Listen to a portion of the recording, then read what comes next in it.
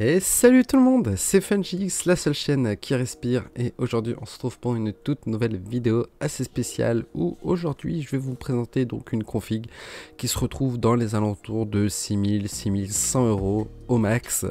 Donc ce que je vous propose, c'est qu'on se retrouve directement après la petite intro avec le premier composant. A tout de suite.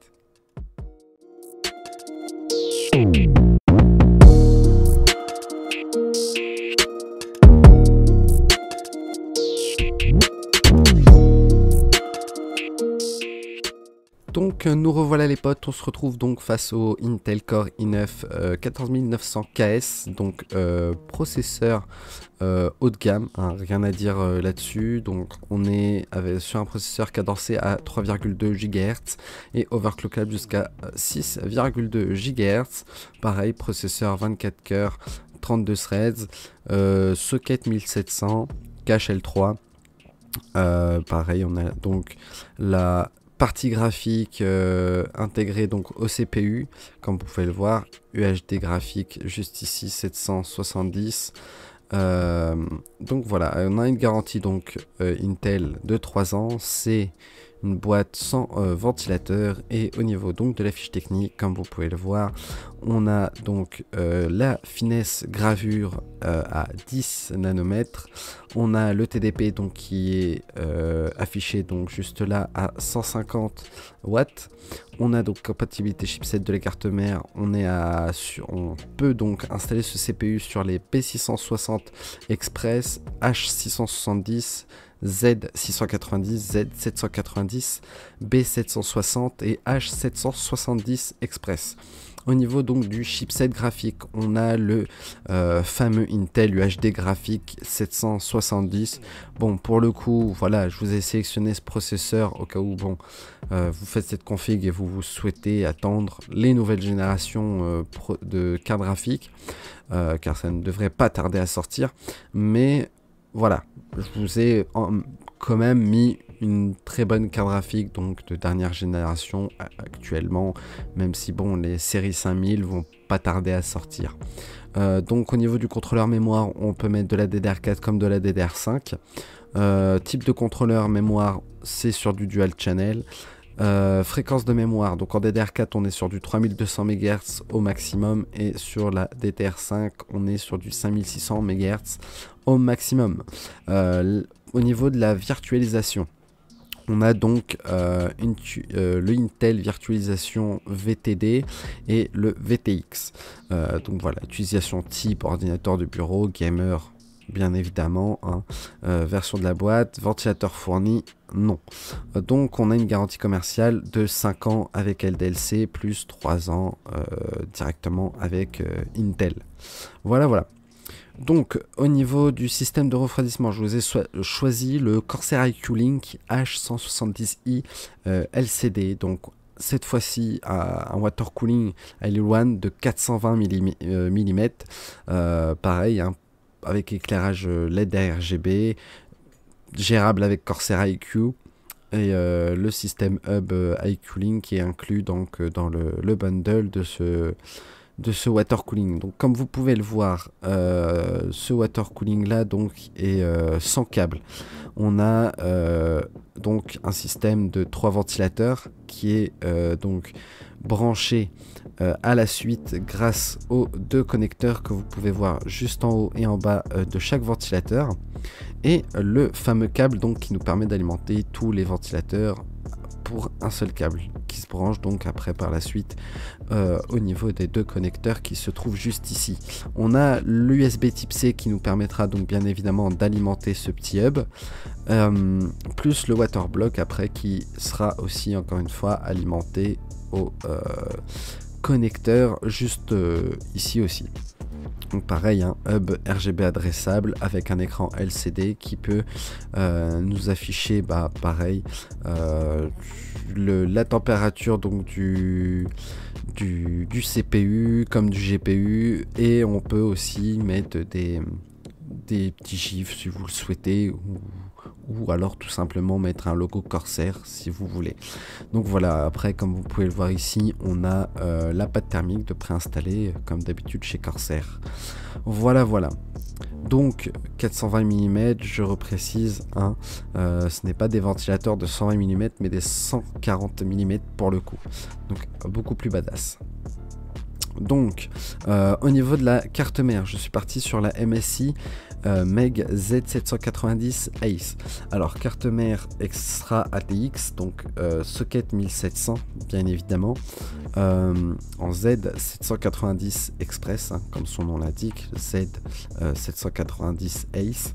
On a donc 4 slots en DDR5, on a du M.2 PCI Express Gen 5, on a de l'USB 3.2, le Thunderbolt 4, PCI Express encore une fois Gen 5 en 16X pour les GPU, et le connecteur Ethernet qui est en 2,5 GBE.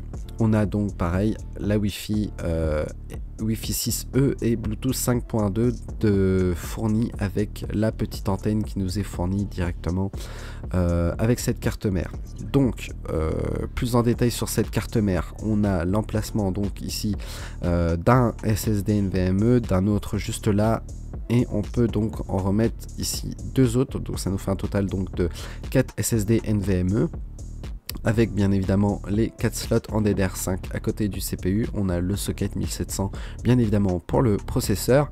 On a ensuite les 2 connecteurs, donc 2 fois 8 pins pour l'alimentation du CPU. On a le 24 broches comme vous pouvez le voir. On a aussi donc le CPU fan. On a un poste ici pour les codes d'erreur ou alors tout simplement la température du CPU.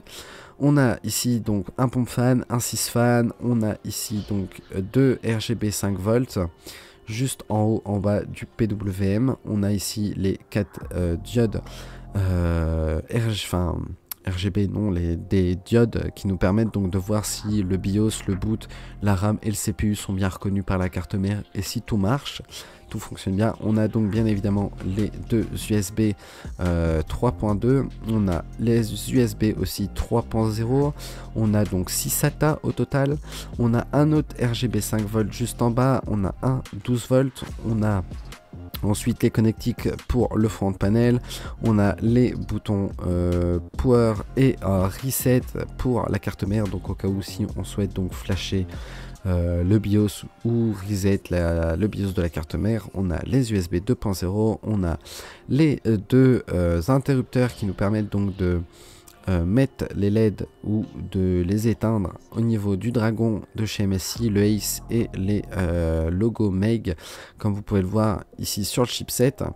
Et sinon on a tout plein de PWM encore une fois juste en bas. On a un second pompe fan, on a des 6 fans, on a après un autre 12 volts juste ici, on a un HD audio bien évidemment, et on a donc les connecteurs PCI Express en Gen 5 16X qui sont, si je vous dis pas de conneries, donc le premier c'est du 16X, ensuite le second c'est du 16X 8 fois, et 8X, et pareil pour le dernier, sauf que cette fois-ci ce n'est pas du 8 mais du 4. Donc voilà, garantie 3 ans avec MSI et garantie 5 ans auprès du fournisseur, enfin auprès d'LDLC. Donc là pour le coup, pour cette carte mère, ils nous mettent juste 3 ans de garantie constructeur. Voilà. Au niveau de la RAM, je suis parti sur la G-Skill RIP Jace, donc M5 RGB en 96 Go, donc 2 x 48 Go en DDR5, cadencé à 5600 MHz CL30, parce que comme vous le saviez, ce processeur là nous permet juste de monter à 5600, donc pour le coup, je vous ai pas mis de kit à 6000 MHz, mais un kit qui augmentera directement avec le TPM. Directement dans le BIOS. Donc voilà, un kit de 2 barrettes de RAM en dual channel. Pas grand chose à dire dessus, c'est sobre. G-Skill, marque très reconnue pour la RAM. On a voilà quoi, deux très bonnes RAM, Pareil, RGB adressable. On a donc le Intel XMP et compatible AMD Expo. Non. Donc là, on a seulement le Intel XMP sur ce kit de RAM. Donc voilà. Si je ne vous dis pas de bêtises, ces RAM là ne sont pas optimisés ni Intel ni AMD. Oui, effectivement, ni Intel ni AMD. Ça veut dire que voilà, il n'y a pas de, ça fait pas de jaloux parce que voilà, j'ai eu plein de retours de votre part qui me disent mais juste les kits de RAM optimisés AMD avec les CPU AMD et les Intel avec les Intel. Si vous voulez, je peux faire ça. On peut faire ça, même si bon, c'est juste une histoire d'optimisation. Sinon, ça va marcher exactement pareil. Voilà. Au niveau donc de la carte graphique, je suis parti sur la MSI GeForce RTX 4090 Gaming X Trio, donc de 24 Go. Donc GDDR6X, on a donc un HDMI 3 DisplayPort, on a le fameux DLSS 3 et le PCI Express Gen 5, si je vous dis pas de bêtises.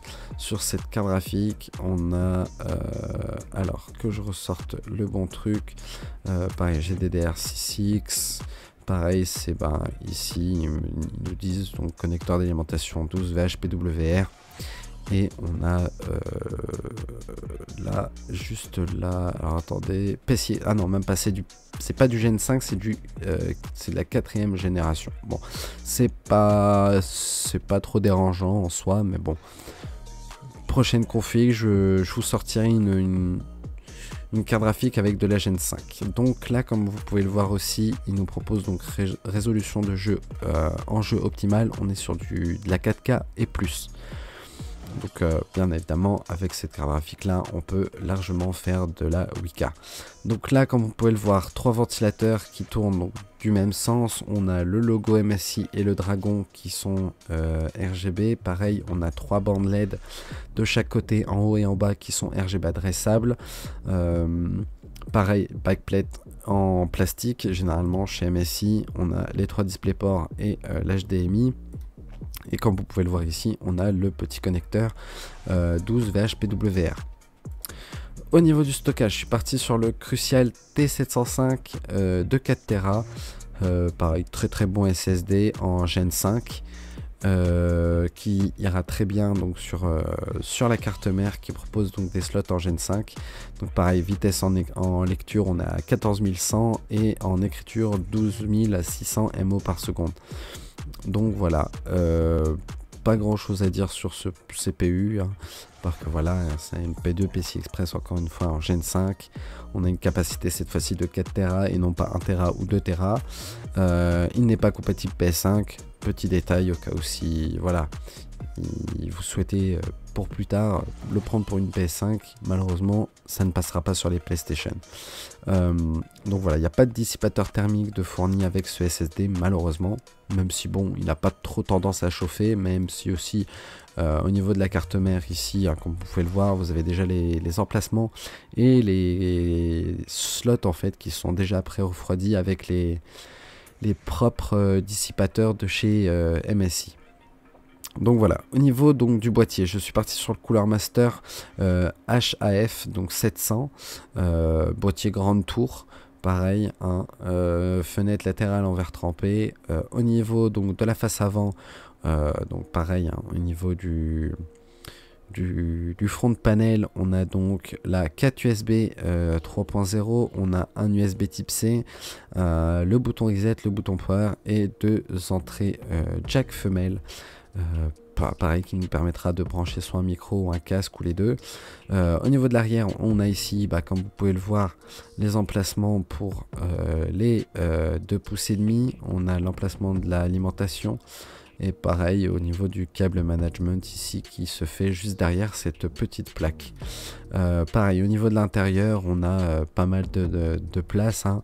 On a l'emplacement donc ATX qui est juste là et l'emplacement EATX, donc pour la gamme au-dessus, on va dire des tailles, celle qui est un poil plus grande, qui donc pour le coup passera donc nos câbles sur ce côté-là.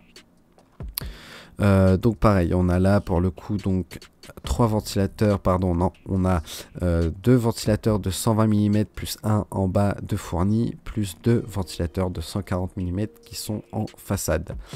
Donc voilà, là plus en détail, comme vous pouvez le voir, on a les emplacements pour les PCI pour les cartes graphiques, pardon, les emplacements des ventilateurs, l'emplacement de la plaque IO Shield et l'emplacement de l'alimentation qui se mettra juste ici. Voilà. Donc au niveau de l'alimentation, je suis parti donc sur la MSI MEG AI 1300P en PCI 5, donc pareil, un ATX 12 volts 3.0 certifié 80 plus Platinum, une alimentation 100% modulaire, vous commencez à la connaître hein, de toute façon cette alimentation. Donc voilà, là on a donc le 24 broches pour l'alimentation, on a le SATA et les Molex, les PCI Express juste ici, et on a le fameux 12VH PWR qui est juste en haut des PCI Express qui se situe juste là en fait, en L. Donc voilà les petits potes, j'espère que la vidéo vous aura plu. N'hésitez pas à vous abonner si ce n'est pas encore fait, à lâcher votre plus gros pouce bleu, à lâcher votre commentaire aussi, hein. J'accepte les critiques, si vous avez des demandes ou autres, bah, n'hésitez surtout pas. Les liens de la config seront en description, les liens donc de mes réseaux aussi seront en description. Le Discord aussi également sera en description. Si vous avez des demandes ou autres, bah, n'hésitez pas à rejoindre mon serveur. Je me ferai un grand plaisir de vous faire des configs, de vous conseiller des articles, que ce soit périphérique, écran, souris, clavier, pareil, hein, micro, bras micro ou autre. Et pareil, un composant, c'est la totalité des composants, hein, que ce soit carte mère, carte graphique, barrette de RAM, processeur, water cooling, ventilateur, boîtier, alimentation, enfin voilà. Tous les liens sont en description. C'était FunGX et moi je vous dis ciao à une prochaine vidéo les potes.